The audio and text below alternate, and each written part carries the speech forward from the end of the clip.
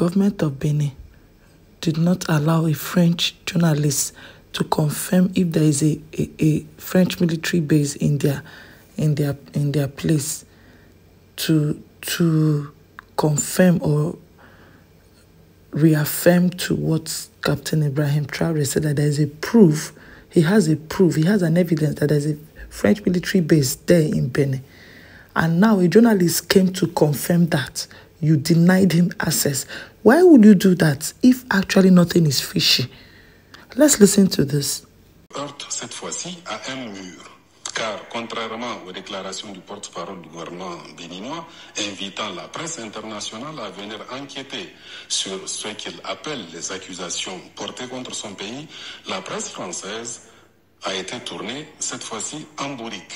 Un mois et demi après avoir déposé sa demande d'accréditation, notre journaliste fait face à un silence radio côté autorité béninoise.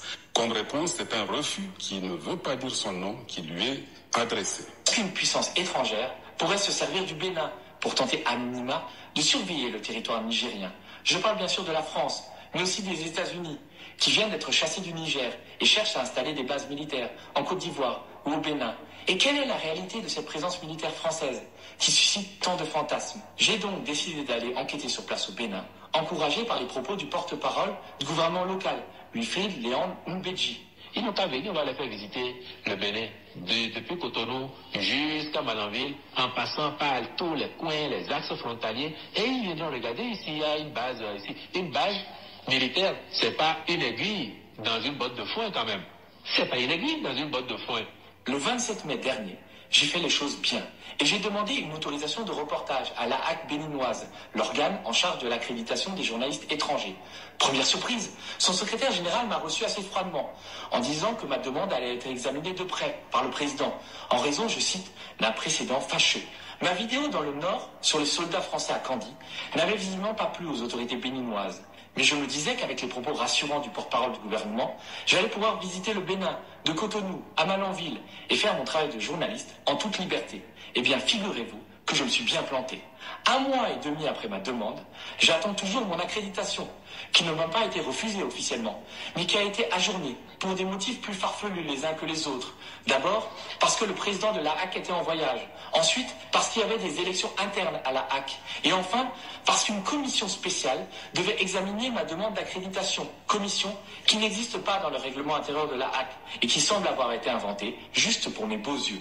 Le président de la HAC me demandait de contacter son secrétaire général, qui lui-même me demandait de contacter le président, ce qui m'a rendu à moitié fou ces dernières semaines. J'ai bien sûr joint le porte-parole du gouvernement, qui a toujours été très poli, mais qui ne m'a pas été d'un plus grand secours.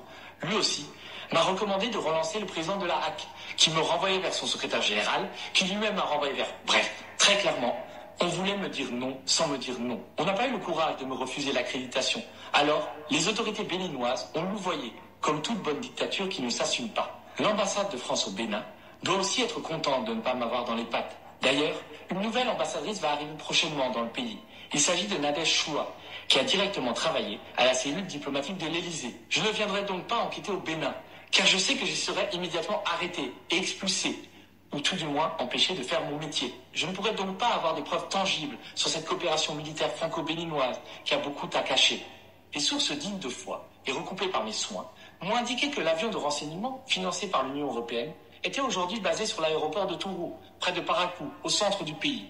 Les renseignements collectés par cet aéronef seraient non seulement exploités par des militaires béninois, ce qui est logique, mais aussi par une poignée de coopérants français. Selon Intelligence Online, 6 autres drones devraient arriver prochainement, qui vont être livrés par la société française de l'air. Décidément, la France-Afrique n'est pas encore morte. Elle est même toujours bien vivante au Bénin. Après les déclarations des officiels nigériens, puis il y a quelques jours celles du président burkinabé, qui se veulent tous catégoriques sur la présence avérée de bases françaises dans le nord Bénin, les mésaventures de ce journaliste français dans la recherche effrénée et vaine. So you can now see from everything, from all indications, if there's truly a military base there or not. Thank you again for your time. I don't take it for granted. See you in my next as I come your way with more trending news. Bye.